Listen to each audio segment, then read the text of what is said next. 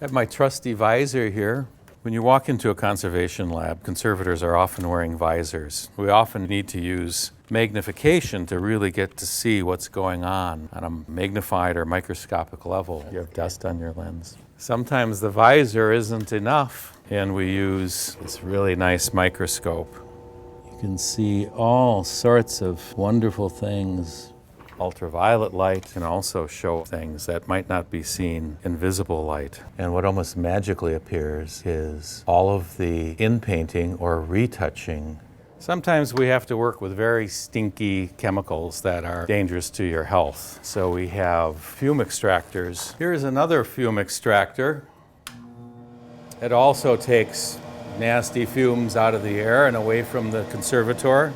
This is a paper conservation suction table with a humidification dome. This whole surface of this table is a vacuum. Just as dust gets pulled up by a vacuum cleaner, we pull stains out of prints. We also use hand tools. We often use scalpels. We use tweezers to get things off of prints and objects. And we also use this tool which shaves adhesives off the back of prints. We also use many different types of brushes. We have a water brush for brushing out water onto a print while you're washing it. These are used for dusting. They're used for pasting as well. We have retouching brushes where there's paint losses and we need to replace areas of lost paint. And we even have tiny, tiny little Q-tips.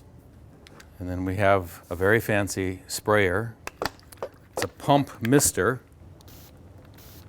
In objects conservation, this is used to steam dirt that's really strongly attached to sculpture, especially marble sculpture. We have a hot air pencil, which, like a hair dryer, only at a much smaller scale, will shoot out a stream of heat.